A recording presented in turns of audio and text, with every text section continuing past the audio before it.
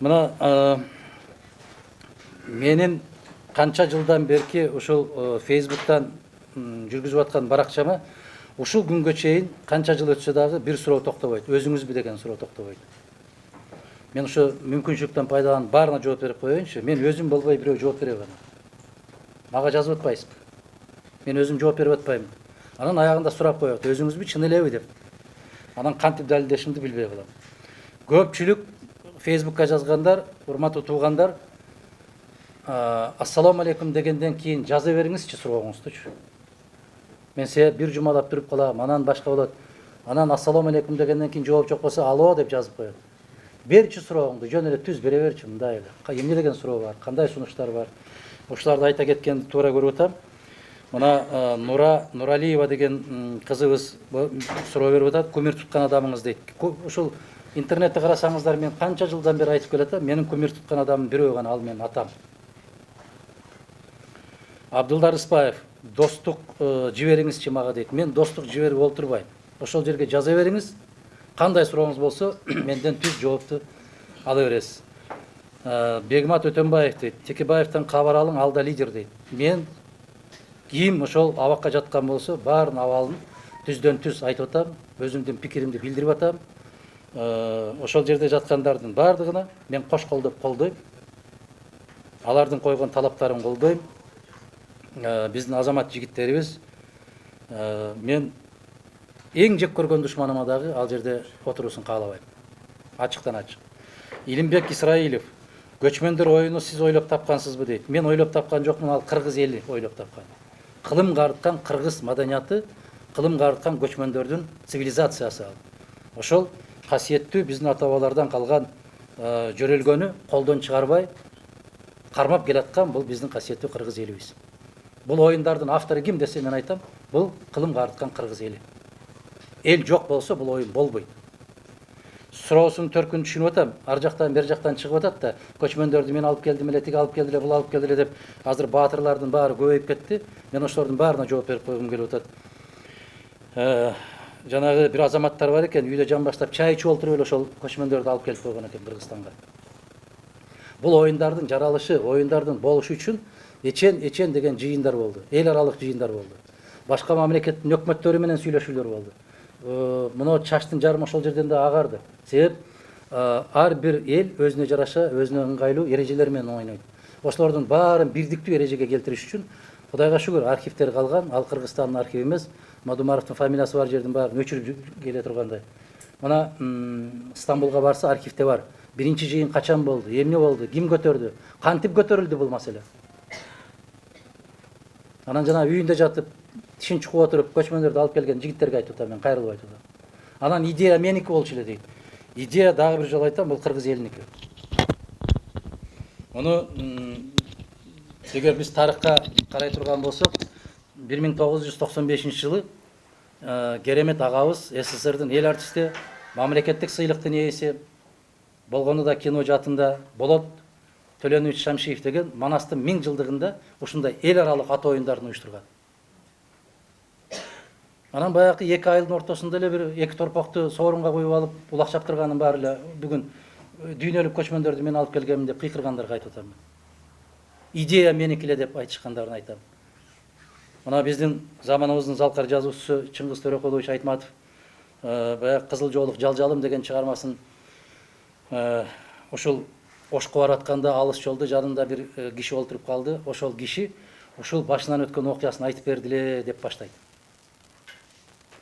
Ош Бишкек жолунда жумушчу болуп иштейт экен. Ошол кишинин башынан өткөргөн окуясы деп узун жолду кыскартып ушул окуяны айтып берди эле. Ошондон улам Кызыл жоолук жалжалым деген керемет чыгарма пайда болду деп. Ошол киши чыкпады го, идея меники эле деп. Ал айтып берди. Аны жазып бүтүндөй китеп кылып дүйнөгө тараткан, жарыкка чыгарган биздин чикебиз. Исмайылдын тагдырында, Жамиланын тагдырында барсаңыздар, Шекер айылында бүгүнкү күнгө чейин тирүү жүргөн күбөлөр бар, ошолор айтып берип атат. Неге ошентип чыга калбайт?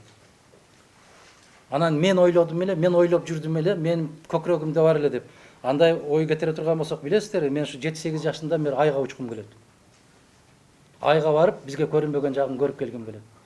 Эгер эртең бир француз же немис же американец айга учуп барып келген болсо мен кыйкырышым керек экен да, муну мен 7 жашымдан бери ойлоп жүрөт элем да. Кичине бир акыл керек да. Эми кемчем тойлордун баарына жооп берип отуруштун кажети жок. Ошол биз уюштурганбыз, биз өткөргөнбүз, биздин идеябыз деген болсо, ошол чогулуштарда катышыш керек да. Канча жолу эл аралык жыйын болду.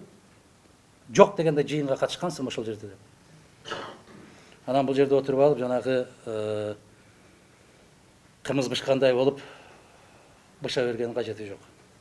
Элчибек Нарматбай уулу Москвадагы мен макул эмесмин кыймылынын телефону дейт. Элчибек мырза, эми канча жолу жарыяладык, кайра жарыялап отуруштун кажети жок го деймин. Мына могул жерде Мирлан деген жигит отурат, ошол Москвадан келген. Ошону жарыялап койгулачы, ошол Россияда жүргөн баардыгына. Москва, Екатеринбург, Новосибирск көп чыгып атат. Иса Шукуров деген азаматыбыз, мен медициналык орто окуу жайын бүтүрсөм, жергиликтүү кеңешке кое албайт экенмин, мага кеңеш бериңиз дейт. Иса мырза, медициналык орто окуу жайын бүтүрсөңүз, Кудайга шүгүр деңиз. Эми мыйзамды ушундай кабыл алып койсо, кеп дипломдо эмес, кеп адамдын башында. Азыр академияны бүтүргөнмүн, аны бүтүргөнмүн деп диплом көтөрүп жүргөндөрдүн бирөөсү да уккан эмес. Жогорку кеңеште отурушат, жергиликтүү кеңеште эмес. Жалган диплом алып отургандан көрө, мына ошол сизге окшоп окуу жайын бүтүрүп алган, Аллах аман койгон болсо, адамдардын тең укуктуулугу бар. Шайлоого жана шайланууга түз укугу бар деп Конституцияда жазылып турат. Аны кийинки мыйзамдар менен чектеп койгон, аны карап көрүшүбүз керек. Малик Султанов деген жигит, сиз менен сүйлөшсөм дейм дейт. Ушундай баягы мен айткан эле, ассалому алейкум, сүйлөшсөм дейм. Сүйлөшсөң жаз ошол жерге, мен окуйм, анан жооп берем. Малик мырза ушундай кылалы. Канат Назыров деген жана башка көптөгөн ошол Фейсбукка кирип аткандар, телефонуңуздун номерин бериңиз дейт да, телефонумдун номерин бергенден эмне чыгат? Андан көрө ошол баракчага жаза бериңиз, кандай сурооңуз болсо жаза бериңиз, мен бардык суроолоруңузга жооп берип атам. Соңку мезгилдерде өзүңүзбү дегенден улам момундай маалымат жыйынын бир айда бир өткөрүп туралы дедим. Ошол жердеги жыйналган суроолордун баарына ошол жерден жооп беребиз. Немо, Темо деп коюптур. Ошол аты өзүнүн атын айтпаган, сүрөтүн койбогон, баягы Арыстан Жолборсов же Мышык Кара Күчүков деп коюп алгандарга кайрылам да, мындай сүрөтүңдү койчу, эгер чындап могул жеринен күйсөң. Немо Тема деген, мен макул эмесминге кантип кол топтоп берсем болот, аябай жардам бергим келет дегендей кылып жазыптыр. Биз кайрылдык, биздин электрондуктагы вариантыбыз чыккан. Ошол жерге кирип, керектүү сайттарга Ардак мырза мындай бир эмне берип коюңуз, маалымат берип коюңуз, дагы бир жолу жаңылап койсоңуз. Ниетиңизге рахмат. Немо мырза деп айтсам кандай жарашат эми? Бул болобу Немо мырза дегеним. Үсен Мамасыдыков, спорт менен алектениңиз дейт. Сиздин ден соолугуңуз керек, сиз кыргыз элине керексиз дейт. Рахмат. Мен ушу эс тарткандан бери эле спортко жакынмын. Биринчи кезекте жараткан ден соолук берсин баарыбызга. Жиргал Абдырасулов дейт, Курман айт менен куттуктап, Данияр Абдукаримов. Көпчүлүк ушу Курман айт менен куттуктайт, ыраазычылык билдирем. Баарыңыздарга ыраазычылык билдирем. Ошол Курман айтта не тилек тилеген болсок, баардыгыбызды Аллах Таала ошого жеткирген болсун. Кыргыз эли деген дагы бирөө жазып атат. Чын эле Адахан байкесизби? Баягы мен айткандай да. Эми чын эле болсом керек, паспортумду алып жүрбөйм, ушу көрсөтүп коет элем. Чын эле мен. Ошо. Улан Тагаев деген, сиздин номериңизди кайдан табам? Ушул баягы. Замирбек Айдарбеков деген. Мен Россиянын жаранымын, балдарымдын метрикасы Кыргызстанга каттата албай жатам. Ар бир балага 15 000 сомдон айыппул төлөгүлө деп жатат дейт. Штраф деп жазыптыр эми, айыппул. Үчөөнө 45 000 төлөшүм керек экен дейт. Бул Кыргызда гана болот. Бул Кыргызда гана болот. Кыргыз жараны келип, өзүнүн баласы, өзүнүн айылына каттоого тургузайын десе, ар бирин 15 000ден төлө деп турган, бул Кыргызда гана болот. Россияны көрүп атасыздар, кайдан келсең ошондон кел, орус болгон болсоң, келип Россияга келип каттал деп атат. Мына караңыздар, 144 миллион калкы бар Россия, бүтүндөй ааламдан орус жарандарын жыйнап атат. Биз 4 миллион кыргыз чачырап кеттик, дагы бир 3 кыргыз баласын алып келип каттайын десе, акча бер деп. Алкымыңа тыгылсын ошол сураган акчаң деп айтам. Башка не деп айтайын? Асия Мик Кайрат дейт.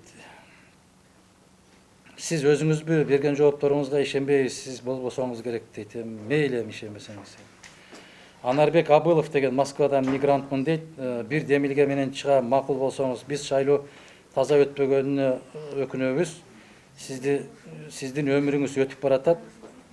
чечкиндүү аракет кылып чыкпайсыз. Биз жаштар жетер жериңизге жеткирели дейт. Эми бул Анарбек мырза, ниетиңизге рахмат. Ар бир адам, ар бир эл өзүнүн жүргүзгөн күрөшүнө жараша болот. Момундай болуп туруп эле жанагы эрлик көрсөтүп, тилек көрсөтүп койгонуңузга ыраазычылык билдирем, бирок жалпы эл даяр болуш керек. Менден көпчүлүк журналисттер сурайт, шайлоого даярсызбы? Мен даярмын, бирок эл даярбы? Десем, эл кандай даяр болуш керек дейт. Өзүнүн напсиси менен күрөшкөнгө даярбызбы биз? Ошол 500 сом үчүн кече айылга бардым. Кара Суу районунан жаңы Сабай деген айылдан мугалимдер келип айтышып атат да мага, ушу 500 сом десе чуркаптырбыз, өзүбүзгө убал жок деп. Аны эмнеге айттыңыз мага? Эмнеге келдиңиз? Эми ушуну кантип оңдойбуз дейт. Эми оңдошуңарды билбейм, эми аны карап көргүлө. Биз айтып атабыз, мына соңку кездерде берилген көптөгөн суроолордун бири мына Марал радиосунан барбы? Мына ушундай Куран окутуп аткан жерде, же бир жыйын өткөрүп аткан жерде телефон чала берет журналисттер. Чалып, мындай сурообуз бар эле, андай сурообуз бар эле. Келип ушул жерде кенен бергилечи десең, бирөөсүн таппайсың да.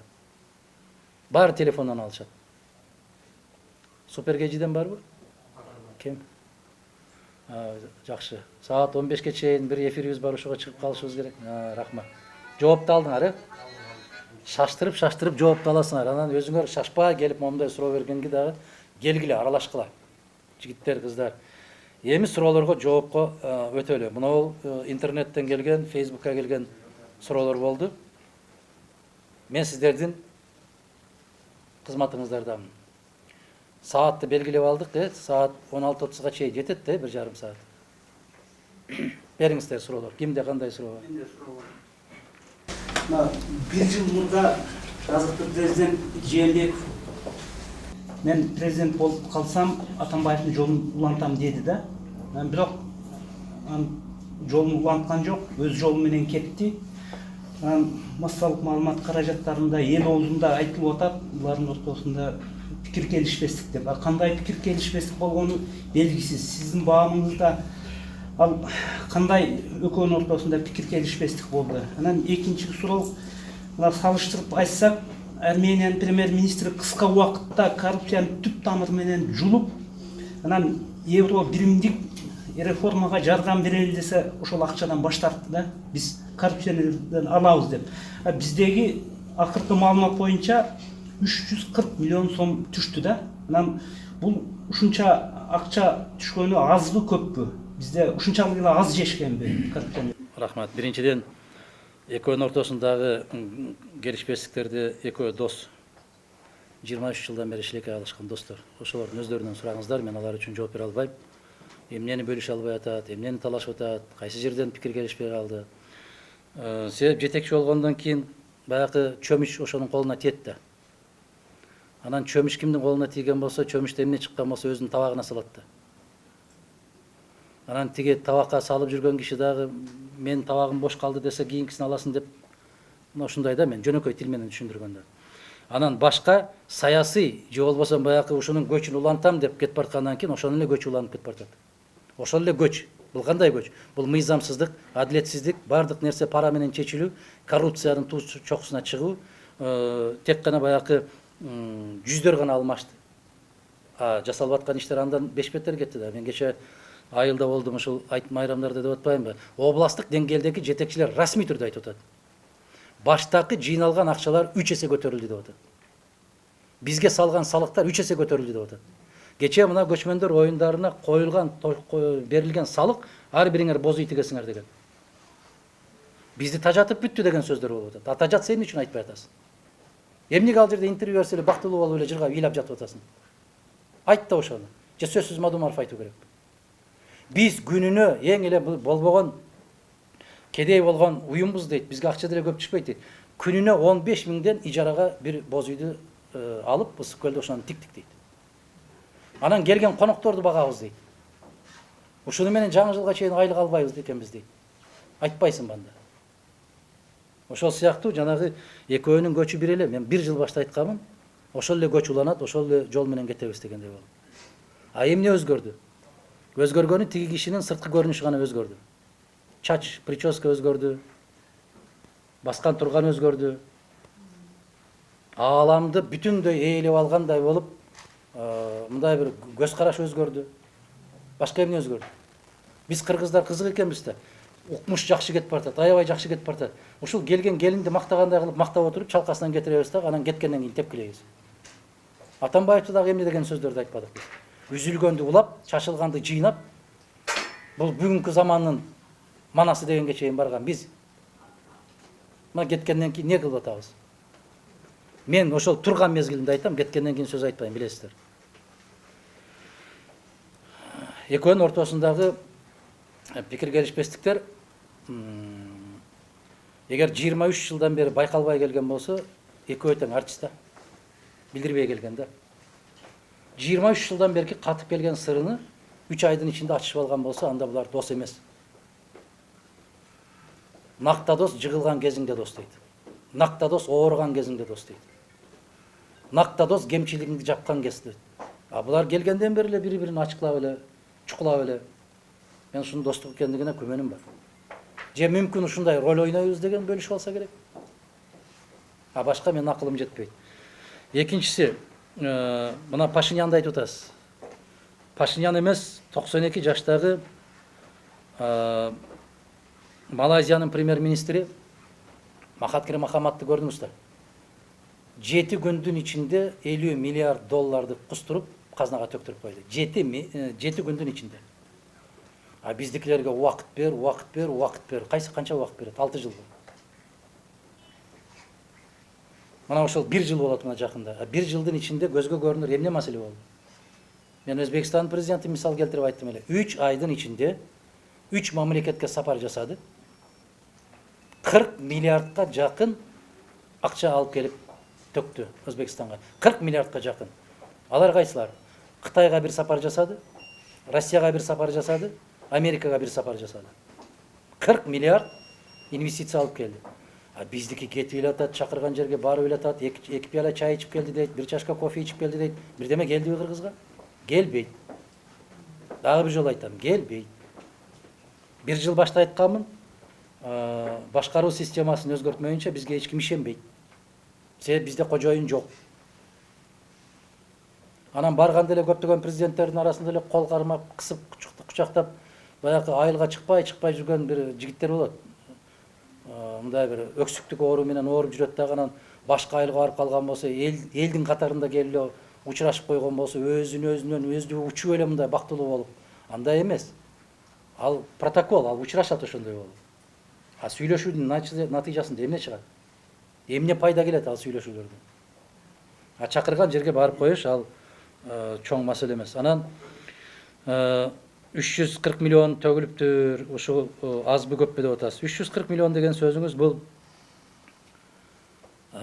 канча бир 8-9 миллион доллардын тегереги да. Жок, эгер курсту канча 70тен деп эсептесеңер 5 миллион доллар экен. 5 миллион доллар. Мен бул күлкү да. 5 миллион доллар. Анан эмне үчүн аларды төктүрө албай атат? Мен айтпасам деле билип турасыңар өзүңөр.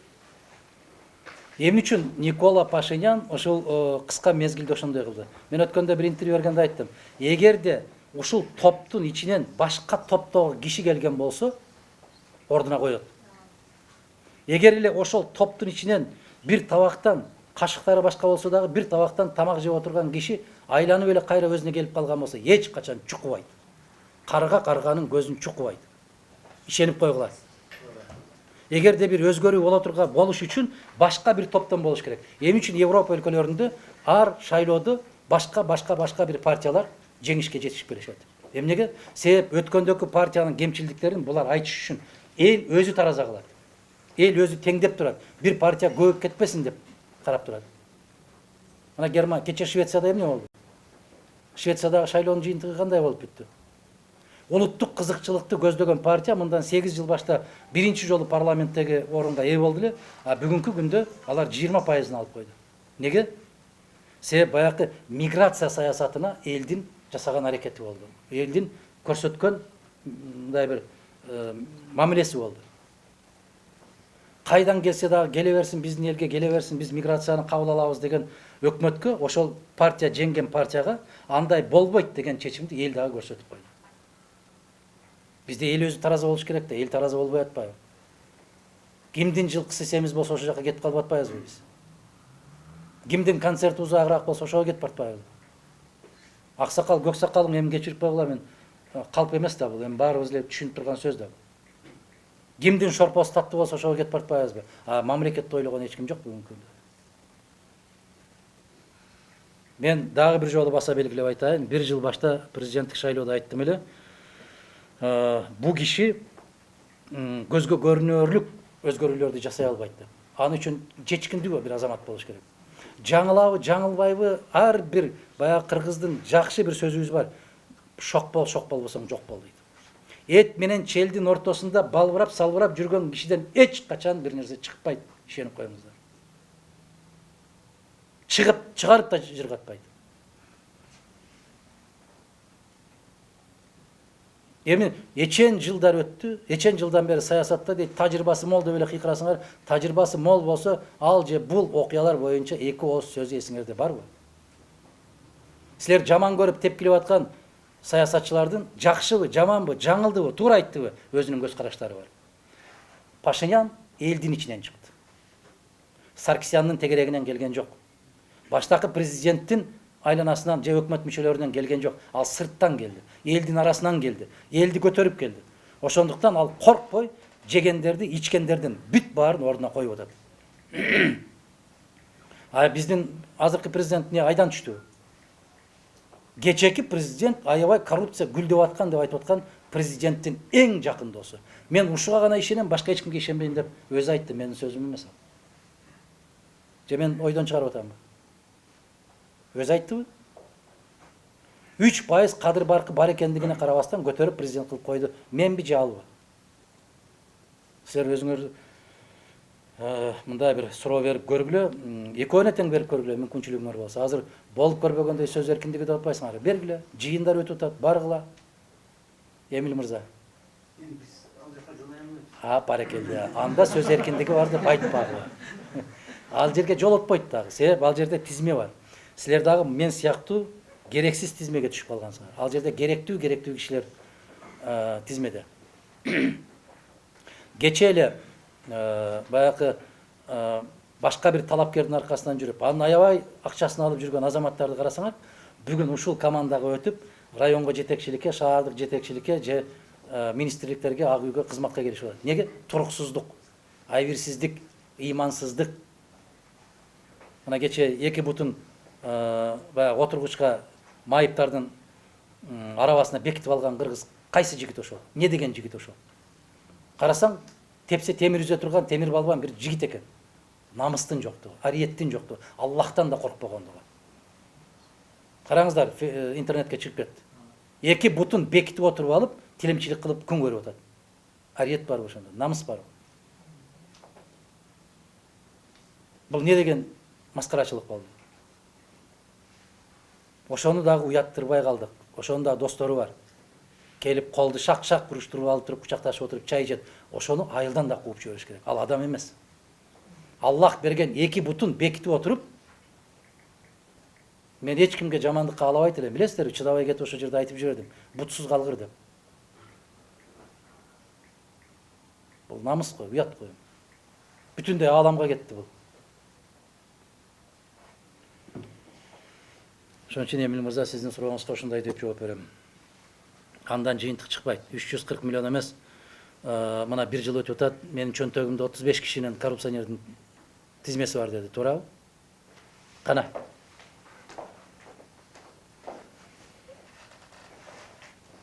Мына көрдүңөрбү? Керектүү сөздөр болгондо акырын гана чыгып кетишет. Неге? Себеп эфир керек. Эфирге берилбей турган сөздөр чыгып кетип баратат да. Ошондуктан кыргыз биз чочуп жүрүп, титиреп жүрүп, калтырап жүрүп жашап келебиз да, эмне үчүн жашообуз оңолбойт деген суроону бири-бирибизге беребиз.